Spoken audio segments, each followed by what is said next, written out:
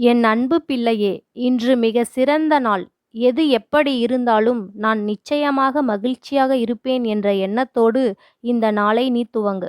நிச்சயமாக மகிழ்ச்சி நிறைந்த நாளாக நான் மாற்றித் தருவேன்.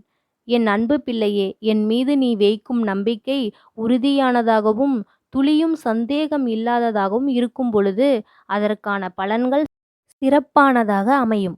இந்த வாழ்க்கை கடப்பது உனக்கு இனிமேல் எளிதாகும். உன்னை குருவாக இருந்து இனி வழிநடத்துவேன்.